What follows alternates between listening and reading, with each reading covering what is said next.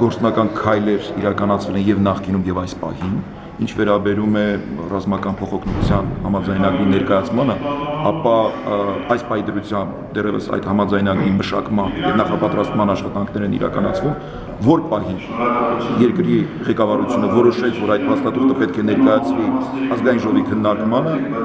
հենց այդ ժամանակ էլ մենք քննարկման առարկա կդարձնենք։ Ինչ վերաբերում է ձևակերպմանը, թե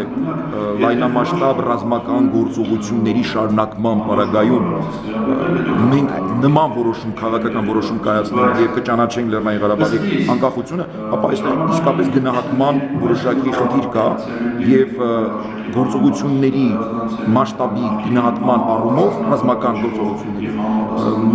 հնարավոր կլինի որոշել, թե արդյոք մենք այն հանգրվանում ենք, որ պետք է նման քաղաքական որոշում կայացնենք։ Գիշերի, բայց նաև հայկական սահմաններ, հայկական բնակավայրերն են, այսինքն դա դեռ լայնամասշտաբ չի համարվում, Սմերչի կիրառումը դեռ լայնամասշտաբ չի։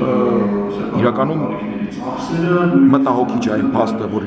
օգտագործում են նաև նման տեսակի զենքեր, բայց դեռևս եկեք չշտապենք եւ այս պահին նման վերջնական գնահատական տանք եւ ասենք, որ արդեն իսկ պահ հասունացել է։ Երբ պահը հասունացած լինի, հանրապետության նախագահի կողմից կկայացվի համապատասխան որոշում։